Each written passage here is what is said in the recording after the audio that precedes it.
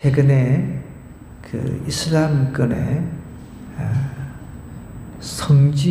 이슬람에서도 이제 성지순례가 있습니다.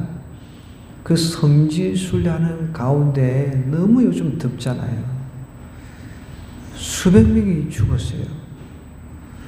또 저도 인도를 여러 차례 다녀왔거든요. 선교차.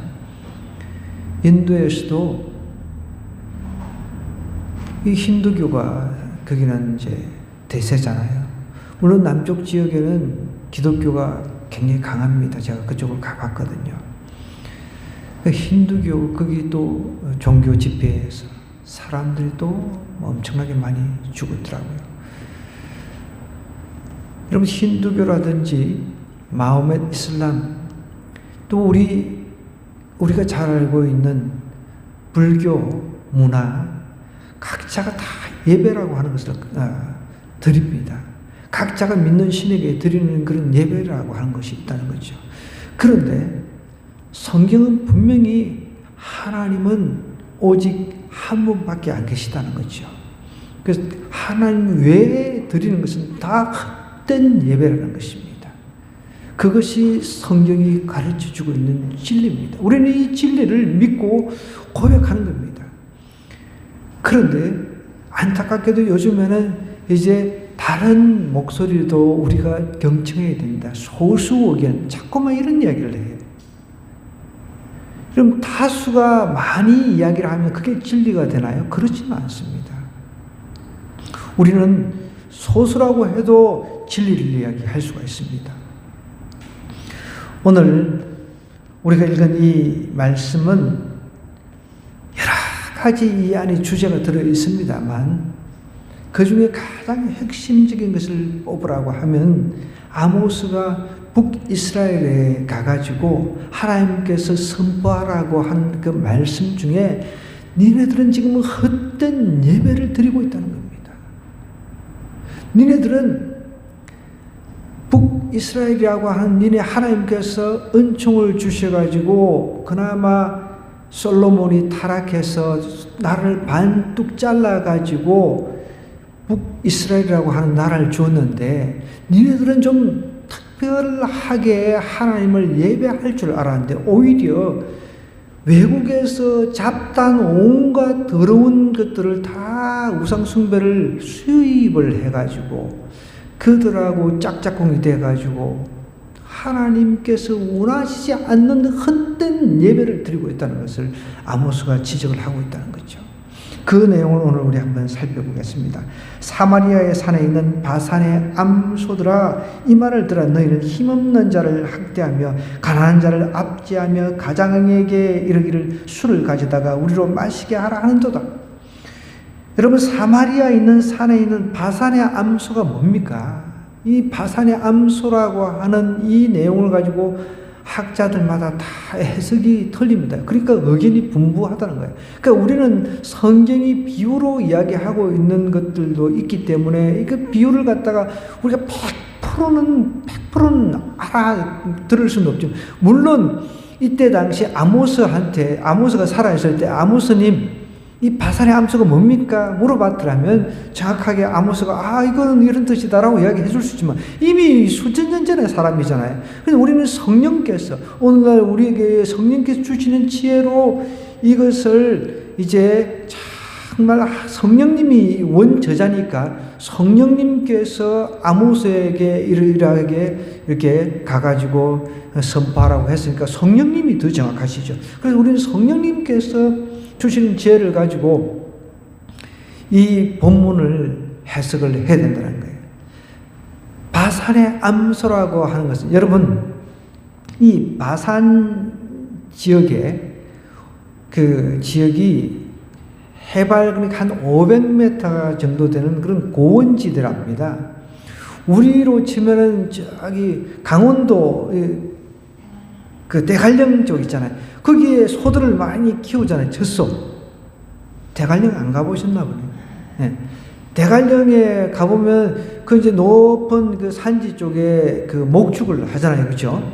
그것을 우리가 생각하면 됩니다. 바산이 그러니까 한 200m 정도 높은 고지에 있는데 거기에 이제 소들을 이렇게 많이 풀어서 이제 목축을 한 거죠. 키운 거죠. 그러니까 지금처럼 이제 여름에 소가 이제 풀 뜯어 먹기 좋은 계절이거든요. 저도 이제 어릴 때 소먹이로 다녔기 때문에 이제 방학하고 나면은 이제 소먹이로 다닌다고 정신없죠. 이제 막 오후에는 막 소먹이로 나가야 되니까. 그럼 소들이 풀을 뜯고 그러니까 소가 살이 띠룩띠룩 찔 것 아닙니까? 그죠?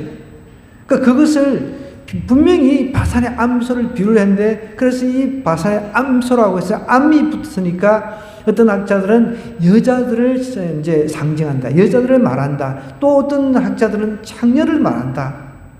그렇게 이야기를 하고 있지만 제가 볼 때는 물론 우리는 100% 나의 해석이 맞다라고 이 성경은 이 해석과의 싸움이거든요. 그러니까 많은 학자들은 뭐 여자들, 고위층의 여자들이죠. 사치하는 여자들. 요즘 주변에 보면 사치하는 여자들 우리 주변에는 없어요. 우리는 다 검소한 사람들밖에 없으니까. 그런데 제가 어떤 뉴스를 읽었는데 어떤 남자가 이제 여자랑 헤어지려고 이혼을 이제 준비를 하고 있는데 자기 아내가 월 카드를 4,500을 끌는다나 뭐 그럴 때 과연 이게 정말 옳은 것인가 이런 물음표를 이제 해놓은 거죠. 하여가 어쨌든 이렇게 카드를 그 정도 끌는다 그러면은 참 이게 우리는 연봉도 없지만은 그냥 1년 연봉을 그냥 한 달에 다 쓰는 거죠.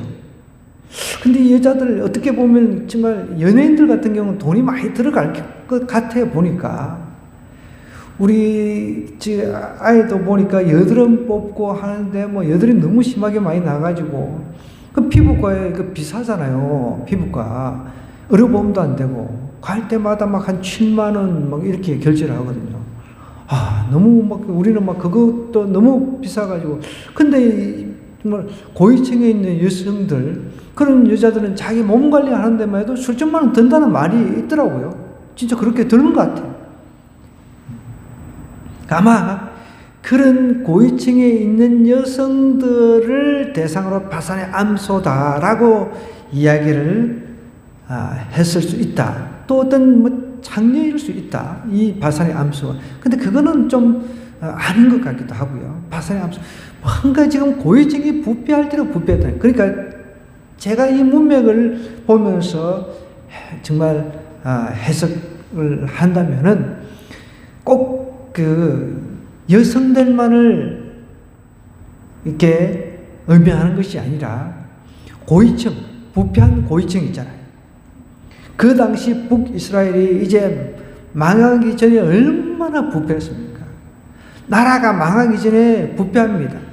우리 백제, 고구마 백제 심자, 예전에 이렇게 배웠는데 고구려 백제 신라.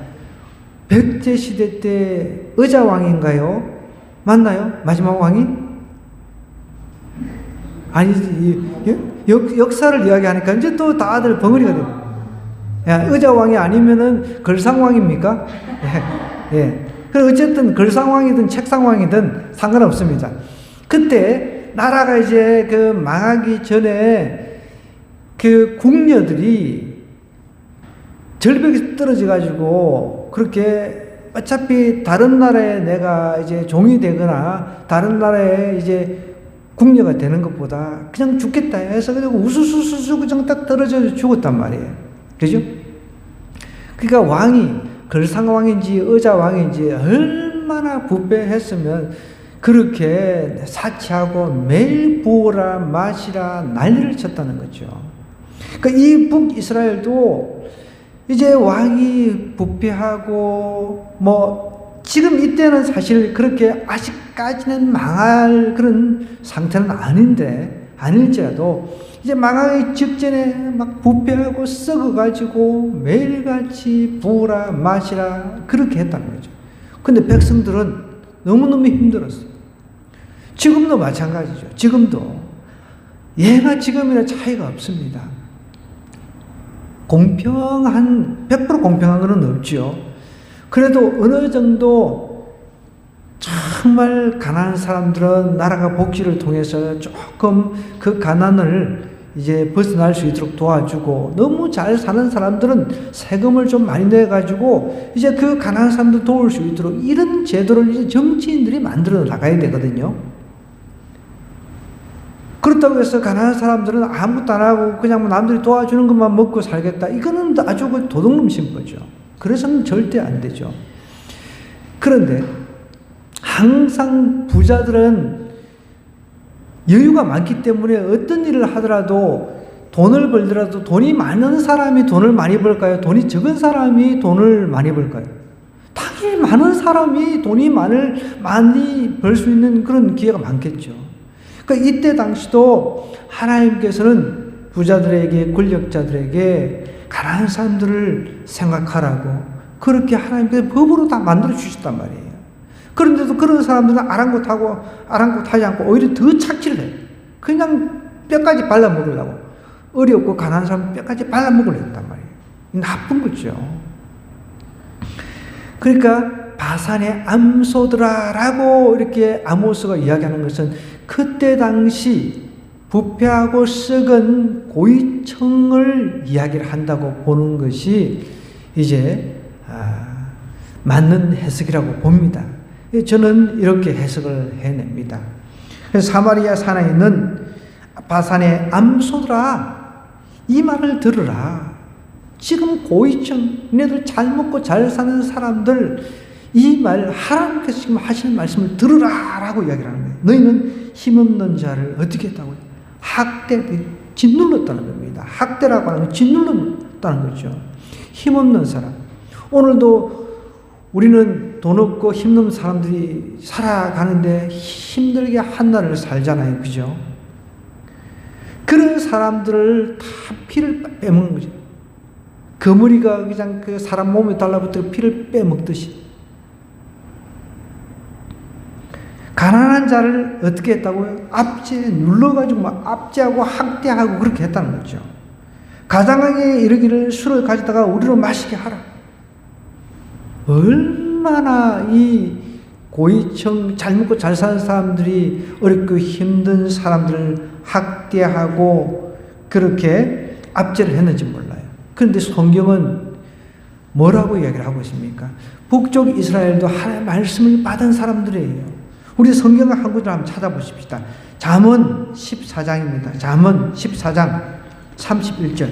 잠언이 어디 있죠? 저 구약에 있죠. 잠언, 우리가 주일날도 시편하고 잠언을 지금 읽고 있죠. 통독을 하고 있죠. 잠언 10편 다음입니다. 잠언 14장입니다. 14장 31절.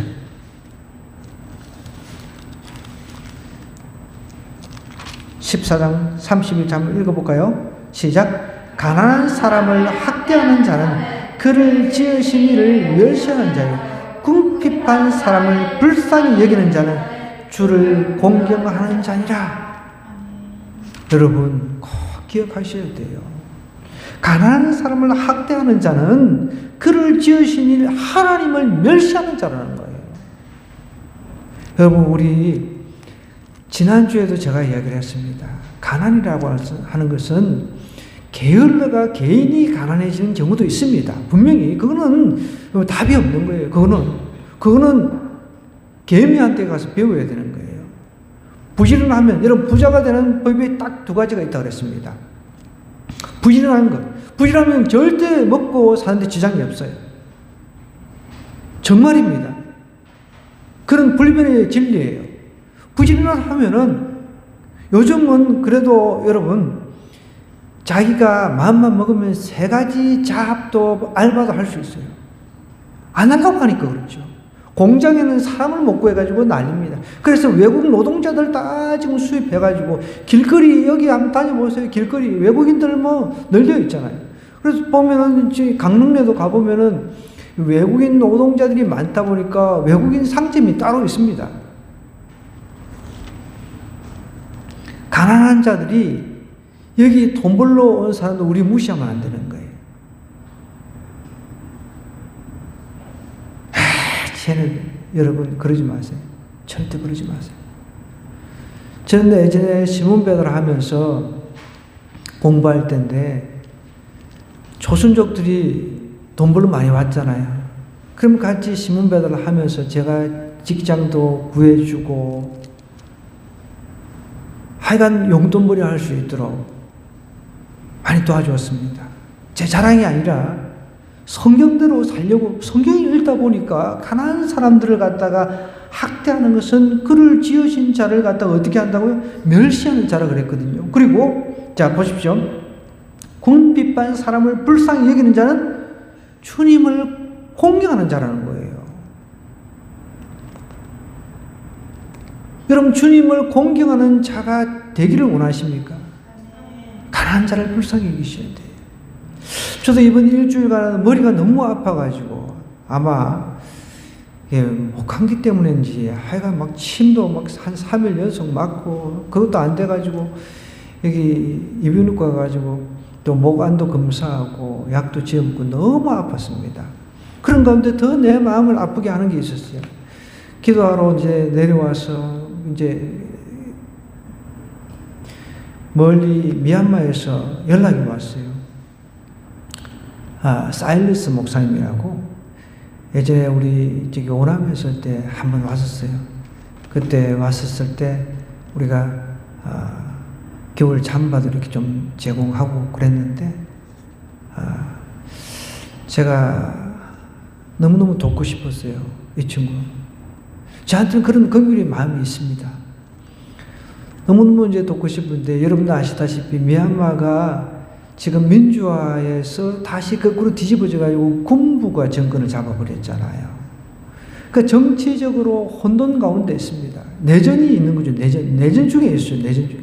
근데 지금 워낙 우크라이나 러시아 전쟁하고 그 다음에 저기 성경의 땅 이스라엘하고 팔레스타인하고 전쟁 중에 있고 이제 하마스하고 뭐 그러다 보니까 지금 묻혀버린 거죠. 저기 미얀마 같은 경우는. 그래서 이제 뭐 어떠냐 이런저런 뭐 물어보고 그런데 제가 정말 여유가 있으면은 뭔가라도 이렇게 좀 보내고 싶은데 근데 보내는 것도 우리 이제 쿠말 목사님이나 뭐 존코리 목사님 같은 경우는 우리 한국은행이 있어요. 한국은행이 있어가지고 저희 교회에서도 우리 집사님이 헌금을 해주시면은 제가 한국은행으로 바로 송금을 합니다. 그럼 불편함이 없는 거예요. 바로 찾아서 쓸 수가 있는 거죠. 외국에도 이렇게 한국은행이 있어요. 그런데 미얀마는 한국은행을 폐쇄를 시켜버린 거예요. 그래서 예를 들어서 제가 돈이 있어도 직접 보낼 수가 없는 거죠. 인편으로.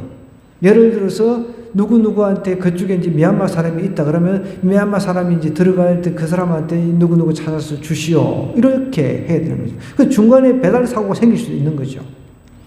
그래서 제가 예전에 헌금을 좀 이렇게 보내려고 하다가 그게 전쟁이 터져가지고 내전이 터져가지고 막혀버린 거죠. 그래서 제가 그랬습니다. 아무래도 니네 나라에 한국은행이 다시 오픈이 되면은 그때 우리가 보낼 수가 있겠다 하면서 잠정적으로 미루어져 버린 거예요. 몇 년이 됐습니다, 지금 벌써. 그래서 또 연락이 왔는데 참 기도하는데 너무 마음이 아픈 거예요. 여러분, 우리는 될 수 있으면 여유가 꼭 있어서가 아니라 항상 내 주변에 어려운 사람이 있으면 내가 돕겠다라는 그런 마음을 항상 가지고 있어야 된다는 거예요. 하나님은 그런 것을 보십니다.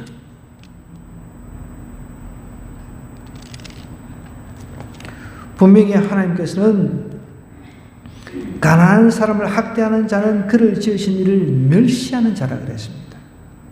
우리는 주변에 리어카 끌고 다니시는 분들이 있으면 먼저 달려가서 내가 가지고 있는 돈이 있다 그러면은 얼마라도 드리면서 할아버지 할머니 힘내세요. 그러면서 그렇게 해야 된다는 거예요. 물론 우리도 다 어렵습니다. 그죠? 그렇지만 하나님은 그렇게 행동하는 것 하나님께서 늘 지켜보고 계신다는 거예요. 보십시오. 궁핍한 사람을 불쌍히 여기는 자는 하나님께서 어떻게 해요? 너는 나를 공경하는 사람이다 라고 하나님께서 분명히 칭찬하신다는 거예요. 여러분, 하나님을 공경하는 게 바로 가난한 사람을 정말 불쌍히 여기는 겁니다. 가난한 사람을 돕는 거라는 거예요. 그런데 다시 본문으로 아모스로 돌아가서 이 북쪽 이스라엘 사람들은 잘 먹고 잘 사는 사람들이 가난한 사람들을 학대하고 압제를 했다는 거예요. 못 살게 굴었다는 거예요. 도와주지는 못할 망정 못 살게 굴면 안 되잖아요. 그죠? 오늘날 저도 참 오늘을 사는 저도 불만이 참 많아요. 어떤 불만이 많냐면 왜 그렇게 반려묘들이 이제 대세가 돼가지고 거기에 개 양육하고 고양이 참 동물 보호단체라든지 이런 사람들 들으면 또 열받을 수 있겠지만 그러거나 말거나 여러분, 우리는 동물하고 같은 존재가 아닙니다. 그 동물하고 이제 같은 존재로 같은 급으로 이야기를 엄마 왔다 아빠 왔다 이러고 있어요. 우리가 동물의 아빠입니까? 우리가 동물의 엄마예요? 아니잖아요. 우리는 만물의 영장입니다. 우리에게는 하나님께서 하나님 형상으로 만든 그런 걸작품이라는 거예요. 어떻게 동물하고 비교를 합니까? 거기다가 호텔식에다가 막 정말 물론 자기 돈 가지고 자기가 호텔식을 먹든지 코스를 먹든지 한 달에 뭐라 하겠습니까?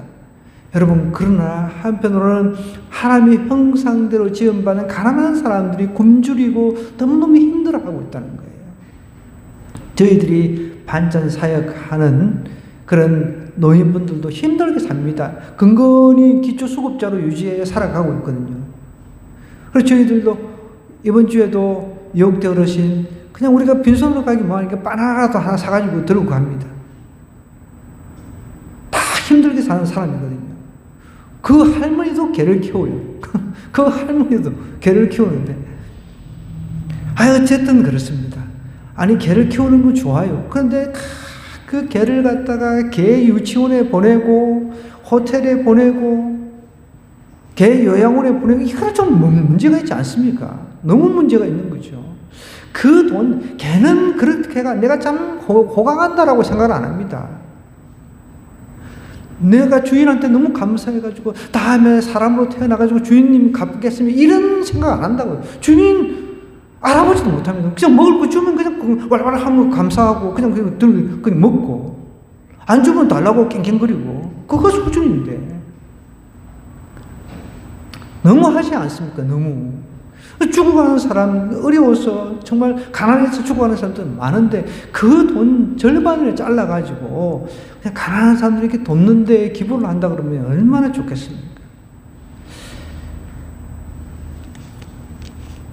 여러분, 북쪽 이스라엘 사람들은 바산의 암소들 너무너무 목초지에서 풀을 잘 먹고 잘 뜯어가지고 살이 띠룽띠룽 찐 그런 존재가 되어버렸습니다. 그런데도 오히려 가난한 사람을 더 학대하고 압제를 했다는 거예요. 가장에게 또 이러기를 술 가져오라고. 자기가 잘 먹고 잘 살면은 자기 돈으로 술 먹으면 되는데 오히려 다른 사람들 더 어려운 사람들을 그냥 덩쳐가지고 먹는 거죠. 자기보다 더 어려운 사람. 2절은 뭐라고 이야기를 합니까? 주의 여호와께서 자기의 거룩함을 두고 맹세하시되 때가 너에게 이를지라. 하나님께서 자기의 거룩함을, 하나님은 여러분, 사람은 맹세를 할 때 어떻게 해요? 나보다 높은 사람을 위에 두고 내가 맹세를 하잖아요. 그런데 하나님은 하나님보다 높은 분이 없었어요. 하나님은 하나님 자신을 두고 맹세를 하는 겁니다. 어떻게 맹세를 합니까? 때가 너에게 이를지라. 때가 반드시 이른다는 거예요. 멸망의 때가 이른다는 것입니다. 여러분, 예수님께서 반드시 다시 오십니다. 분명히 약속을 하셨거든요. 우리가 생각할 때는 예수님 오신다 해놓고 2000년이 지났는데도 안 오셨잖아. 언제 와? 이렇게 이야기할 수 있지만 여러분, 절대 그렇지 않습니다. 물론 우리가 예수님보다 먼저 천국 갈 수도 있어요. 예수님 재림을 못 보고 우리가 가서 예수님 만날 수도 있습니다. 먼저 죽어가지고. 그런데 분명히 성경은 이야기를 하고 있고 예수님께서 부활하시고 제자들에게 땅끝까지 이르러 복음을 전가라고 하면서 반드시 다시 오겠다고 약속하셨다는 거예요. 하나님은 자기 스스로 맹세를 하십니다. 하나님은 스스로 약속을 하시고 그 약속을 지키신다는 거예요. 우리를 다시 데리러 오겠다. 천국에 우리를 위해서 집을 마련하러 가신다 그랬어요. 또 우리의 시간 개념하고 하나님의 시간 개념하고는 엄청나게 괴리감이 좀 있어요. 그런데 우리는 왜 빨리 내 시간 개념 속에서 하나님을 가둬놓고 왜 빨리 안 오세요? 이러잖아요. 그죠? 근데 좀 좋아지면, 내 환경이 좋으면 하나님 좀 한참 있다고 오세요. 그런다니까요. 그래서 제가 저 청년 때도 청년부를 맡아가지고 성경 공부도 하고 이렇게 했는데 청년들이 물어봤어요. 지금 예수님 오시면 좋겠는 사람 손 들어봐라. 그러니까 한 명도 없어요. 왜? 시집도 안 갔다는 거예요. 장가도 안 갔다는 거예요. 시집도 가보고 장가도 가봐야 되는데. 그렇게 따지면 예수님이 계속 안 오셔야 돼요. 내가 좀 잘 먹고 잘 살고 잘 나가고 뭐 이럴 때는 오지 마시고 내가 못 먹고 못 살 때 그냥 막 내가 정말 너무 비참할 때 그냥 오시면 좋겠다. 이런 생각을 가지고 있다는 거예요.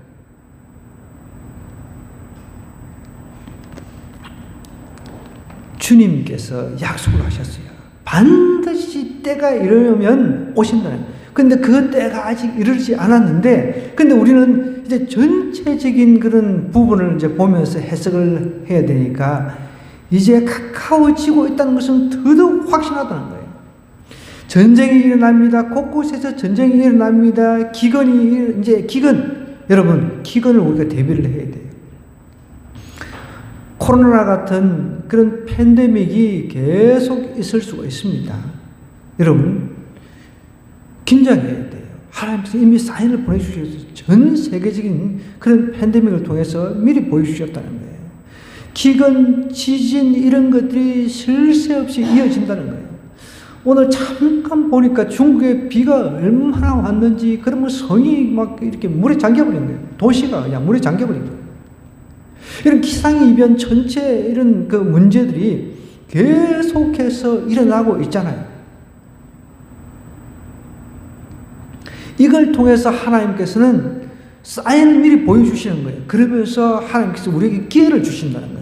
왜? 우리를 구원하기 위해서. 하나님은 사랑의 하나님이시기 때문에 우리가 지옥 가는 걸 원치 않아요. 그래서 우리가 회개하고 예수님 믿고 구원받기를 원하시기 때문에 오래 참으신다는 거예요.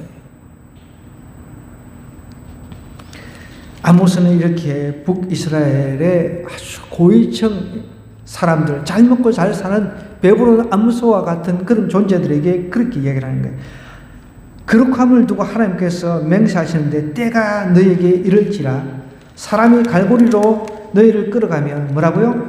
낚시로 너희의 남은 자들도 그리하리라. 낚시로. 여러분, 사람이 낚시 바늘에 뭐라고 해야 되죠? 낚시 바늘에 고기를 이렇게 우리가 잡으면 고기에 낚시에 걸려서 올라오잖아요. 그죠? 그것처럼 이스라엘 사람들이 나중에 바벨론의 포로가 되고 아수르의 포로가 되었어요. 아수르에 멸망을 하거든요. 북쪽 이스라엘이 먼저. 남쪽 유다는 바벨론 제국에 멸망을 하지만 북이스라엘은 아수르라고 한 그 나라에 멸망을 당합니다. 멸망당하면 어떻게 됩니까? 포로로 다 잡혀가는 거예요. 여러분, 우리가 나치 독일에 대한 것도 많이 들어봤죠. 그죠? 영화도 많이 나오고. 그 강제 수용소에서 그냥 다 저도 그런 영화들을 많이 보면 너무 슬픈 거예요. 또 그런 책들도 제가 많이 읽어보면 너무 슬퍼. 인간의 그 어떤 그 생명은 그냥 팔이 목이 그 수준인 거죠. 너무 슬퍼. 우리가 일본에 압제당하고 일본에 지배당할 때도 마찬가지였습니다. 쓸모 있는 사람들은 다 잡아갔어요. 그 도공들 있잖아요. 도자기 굽는 사람들 다 잡아가가지고, 그래서 사실 우리 문화가 그쪽으로 굉장히 많이 흘러간 거죠. 저 일본 놈들은 우리나라한테 감사해야 되는데 독도는 자꾸 저거 거라고 일본이 우리 거라고 해줘야 되는데 일본 땅 다 우리한테 줄 테니까 용서해 주세요. 이렇게 해야 돼 원래는. 그것도 모자라다니까요.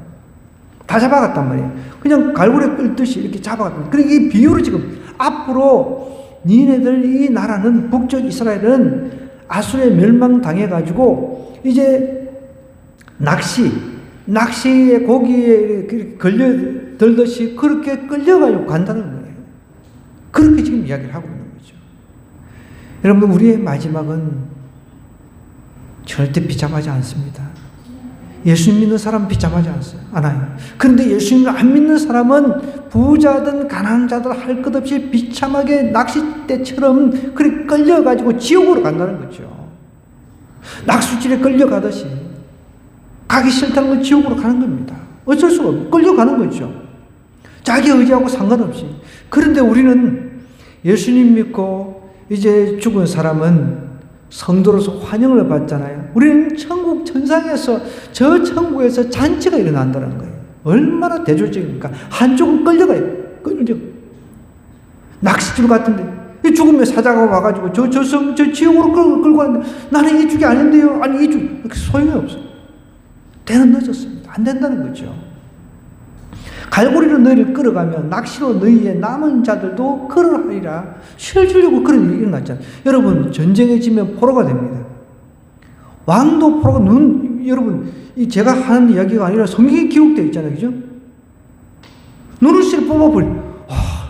구약시대 때 얼마나 참 요즘 시대가 좀 어떤 면에서 총 한 폭 쏘아버리면 하고 그냥 죽는데 눈도 뽑아버리고 막 한참 눈 뽑는다고 죽지는 않잖아요. 삼수도 눈 뽑아버렸잖아요. 눈 뽑을 때 그거 얼마나 아파. 제가 눈 수술만 해도 지금 몇 번을 했는데 이거를 눈물을 흘림증 수술을 하는데 지금 이제 월요일날 또 가야 되거든요. 이거. 갈 때마다 이 눈물길을 뚫는데 이걸 찌르는데 얼마나 고통스러운가. 그때마다 천국 빨리 가고 싶은 그 생각밖에 없어요. 막 이걸 찔러요. 이걸 찔러가지고 그러면서 목사님 아프시죠? 그러니까 당연히 아프지. 그 원장이 죄송해요. 예전에 봤죠. 제가 눈 시퍼렇게 멍들어가지고 나중에 갔더니 이렇게 시퍼렇게 멍이 줄 몰랐네요. 이러고 있어요.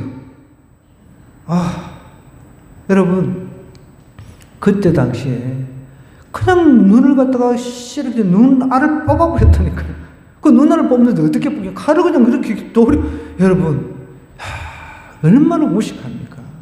차라리 그냥 칼로 목을 베버렸으면 괜찮은데 그렇게 눈을 도려내고 살게 하는 거예요. 그것도 모자라고 눈 도려내고 삼손한테는 맷돌 돌리게 하잖아요. 그죠? 조롱하고. 포로로 잡히면 그렇다는 거죠. 그런 포로 신세가 된다는 겁니다. 여러분, 우리가 사단의 포로 신세가 안 되려면 예수님 믿어야 돼요. 그 방법밖에 없습니다. 그래서 사나 죽으나 전도해야 돼요. 죽기 살기로. 저도 오늘 아침에 일어나는데 자다가 깨서 보니까 꿈을 꾸는데 어떤 경찰을 제가 전도를 하고 있는 거예요. 그래서 하나님께서 요 주변에 혹시 경찰 공무원이 있나? 그 사람 또 전도하라는 사인인가? 지금 오늘 제가 그러고 있는 거예요. 여러분, 우리가 사단의 밥이 돼가지고 사단의 포로가 돼가지고 저 지옥으로 끌려가지 않기 위해서는 하나님의 말씀에 귀를 기울여야 됩니다. 그래서 때를 얻든지 못 얻든지 복음을 전해드리는 겁니다. 아멘입니까? 자, 보십시오. 이제 3절에 보니까 너희가 성 무너진 데를 통하여 각기 앞으로 바로 나가서 하르몬에 던져지리라. 여호와의 말씀. 그러니까 성 무너진 데를 통해서 각기 앞으로 바로 나가서 하르몬에 던져진다는 거예요. 자, 이것을 그때 당시 이제 부유한 그 특권층, 지배계층 사람들은 듣기 싫은 거예요. 요즘에도 마찬가지죠. 듣기 싫은 거죠. 최근에 오늘도 그 뉴스에도 나왔는데 보니까 대전 지역에 퀴어 축제를 연다고 뭐 하더라고요. 그럼 어떤 사람이 그 댓글을 이렇게 다른 거예요. 그 뭐죠? 동성애 아웃 이렇게 했는데 고발당했답니다.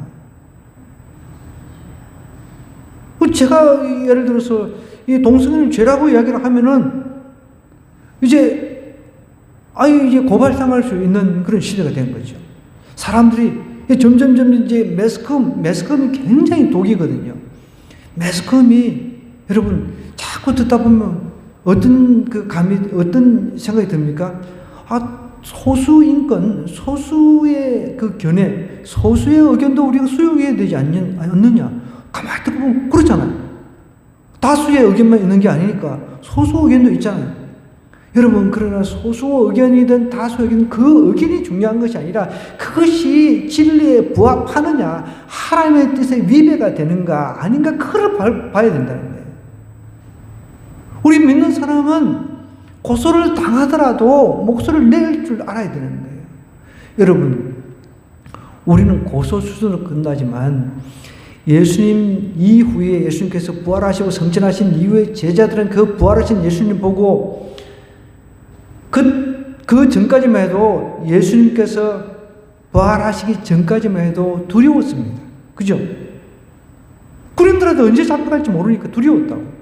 그런데 예수님께서 부활하신 그 모습을 보고는 그 다음부터 두렵지 않았습니다. 그래서 복음을 땅까지 전가하기 위해서 막 로마로 퍼져나가고 했습니다. 그러면서 사자바울이 됐습니다. 그 사람들이 믿음으로 죽기도 했습니다. 믿음으로 병도 고치고 믿음으로 죽은 자도 일으키고 했지만 여러분, 믿음으로 죽었습니다. 믿음으로 핍박을 당했다는 거예요. 우리 믿는 사람들은 핍박이 무서워. 내가 이렇게 동성애 이렇게 달라도 나한테 고소하는 거 아니야? 동성애 죄라고 이야기하면 또 나한테 또 누가 쿡 찌르는 거 아니야? 여러분, 누가 그런다고 할지라도 나는 바른말 하나님의 그 말씀을 선포할 줄 알아야 된다는 거죠. 그게 우리 믿는 사람입니다.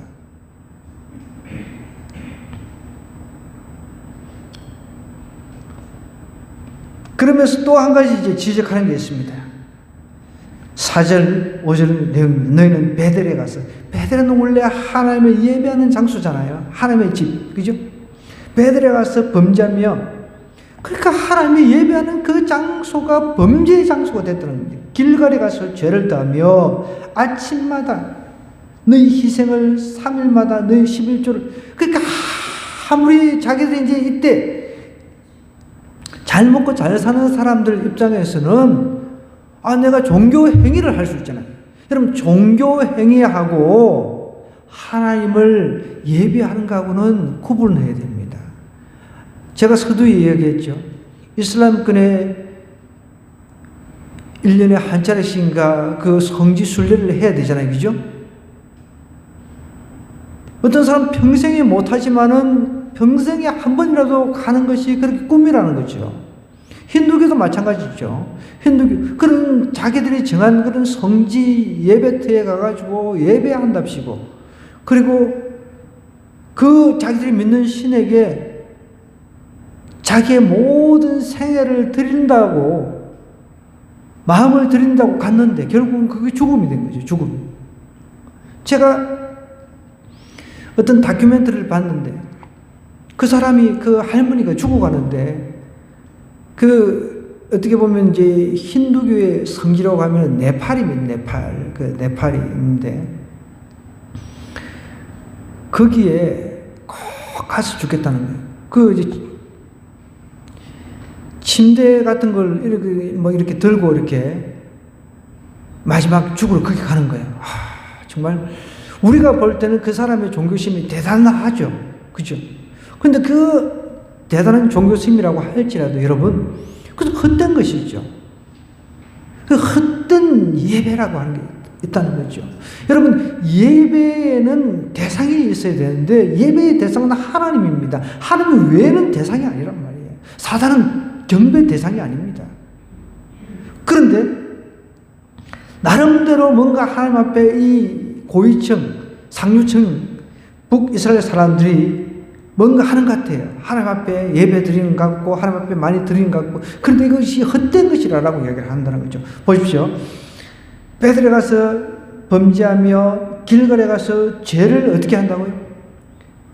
길갈, 베델 다 의미 있는 장소란 말이에요. 하나님을 예배하고 하나님을 높였던 그런 장소들인데 이 장소에서 죄를 다하고 아침마다 희생을 아침마다 보통 구약시대 때 아침 상번제 뭐 이렇게 아침 점심 저녁으로 드리는 그런 번제 이런 제사들이 있었단 말이에요. 그런 열심을 나름대로 종교적인 열심을 냈지만 하나님께서는 이것을 갖다가 받지 않으신다는 거예요.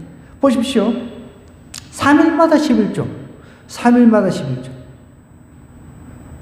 보통 우리는 10의 1조라고 하면 이제 성경에는 그 10의 1조, 10의 1조 말고도 그 다음에 가난한 자, 고아와 가부들을 섬기기 위해서 3년에 한 번 내는 그런 11조도 있습니다. 우리가 그걸 잘 알고 있습니다. 그러니까 어떤 헌물의 그 핵심은 여러분, 돈 자체에 있는 게 아니라 내가 주님의 은혜로 구원받았다는 거예요. 예수님의 피값을 통해서 내가 구원받았어요. 그 너무 감사해요. 그러면 내가 구약시대 때 농사를 짓기 때문에 농사 진 것 가지고 뭐 10분의 1을 갖다 드릴 수도 있고 또 3년의 1차씩 고아 가부들을 위해서 그것을 내서 그것을 이제 고아 가부들을 위해서 사용하는 경우도 있고요. 여러 감사제, 이제 뭐 그 다음에 초실절 같은 경우는 처음 수확을 했을 때 제일 처음 그것을 하나님 앞에 드리고 이런 것들이 하나님 앞에 감사에 대한 표현입니다. 하나님이 우리를 구약시대 때도 유월절을 통해서 이미 앞으로 오실 예수님께서 우리를 위해서 피 흘려주실 것을 유월절 통해서 보여주셨어요. 그래서 유월절이라고 하는 것을 통해서 우리가 구원받았다는 것. 그래 너무 감사해요. 그 이제 유대인들이 유월을 했습니다. 유월을 하고 그 다음에 어디로 갔습니까? 광야 생활을 좀 했죠. 불순종해가지고 40년 동안 광야 생활을 40년 하고 난 뒤에 가나안 땅으로 들어갔죠. 그 모든 그 역사 가운데 자신들을 인도해 주셔서 너무 고맙습니다. 하나님 이렇게 해서 그 마음을 담아서 드리는 것이 헌물의 그 핵심이라는 거예요. 내용이라는 거죠. 단순히 내가 돈이 좀 많다고 해가지고 남들 앞에서 다 이렇게 부자가 그래도 이 정도는 되는데 탁 이렇게 내는 예수님께 딱 지켜보고 계시니 가난한 이제 가부는 그냥 우리 돈으로 치면 한 2,000원 정도 그 정도밖에 안 두렙돈이라고 했으니까 한 2,000원 정도 그게 전 생활의 그 생활 전부였단 말이에요. 그것을 넣는데 예수님께서 오히려 예수님이 딱 보고 있는데 부자가 딱 멋지게 이렇게 넣었는데 가난한 자를 칭찬했단 말이에요. 그 가부를 전부를 드렸다고. 그런 마음으로 하나님 앞에 드려야 되는데 이 고위층 사람들은 그러지 않았다는 거예요. 막 내가 종교적인 열심을 내면 이 정도 그러니까 바리새인이나 마찬가지죠. 그렇게 행동을 했으니 하나님께서 아모스를 통해서 탁 지적을 하는 거예요. 여러분 우리도 조심해야 돼요. 내가 정말 형식적인 종교인에 머물고 있지 않은지 정말 찬양을 할 때마다 그 찬양의 가사를 담아가지고 하나님 앞에 온전히 드리려고 하고 또 예물을 드릴 때마다 하나님 나에게 건강을 주셔가지고 내가 잘 일해가지고 이렇게 하나님 앞에 드립니다. 모든 것이 감사가 그 밑바닥에 깔려있지 않으면 그 헌금은 아무 의미가 없던 헛된 거라는 거죠. 그것을 하나님께 받지 않으신다는 거죠.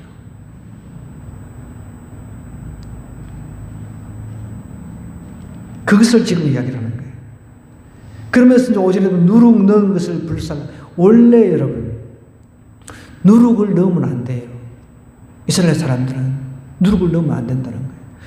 누룩 없이 급하게 유월을 했기 때문에 그러면서 이집트에서 탈출을 했기 때문에 누룩을 넣지 않고 그렇게 먹어야 된다는 거죠. 하나님께서 법으로 정해주셨습니다. 그래서 누룩을 넣었어. 불살라가 수원제라고 하는 것은 여러분 이게 그 감사 제사입니다. 우리나라 말이 좀 어려워요. 그래서 좀 한문을 좀 알아야 되는데 이 이제 숫자는 갑을수 해가지고 은의 은자입니다. 은혜를 갚는다. 감사해서 은혜를 갚는 그런 제사라는 거예요. 그런 감사의 의미를 싹 빼고 그냥 남들 보기 좋게끔 이렇게 드리는 건 아니라는 거죠. 그 다음에 또 낙헌제를 낙헌제라고 해서는 자유롭게 드리는 겁니다. 이게 낙자라고 하는 것도 여러분 절굴 낙자입니다. 드릴 헌자예요. 드릴 헌자. 그 요즘 우리가 이 성경을 읽다 보면 좀 어려운 그 용어들이 나오는데 이거는 공부하는 수밖에 없어요.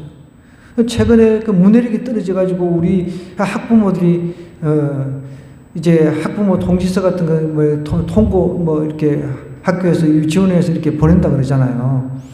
뭐 중식을 뭐 어찌고저찌고 뭐 중식 하면은 뭐 이 중국 음식인 줄 알고, 그 다음에 우천시는 이제 다른 데서 모인다고 하는데 이 우천시가 어디 있냐고 이렇게 묻는데 참, 그럼 우리 기독교인들은 그래도 유식해져. 이게 성경을 읽다 보면 이렇게 유식해진단 말이에요. 그죠? 그러니까 이게 소원제가 뭐야? 수원수. 이럴 때는 빨리 요즘에 네이버 박사 찾아보세요. 그러면 한문하고 다 가르쳐 줍니다. 낙헌제가 뭐야? 이게 낙헌제? 그 빨리 찾아보면 돼요. 낙헌제.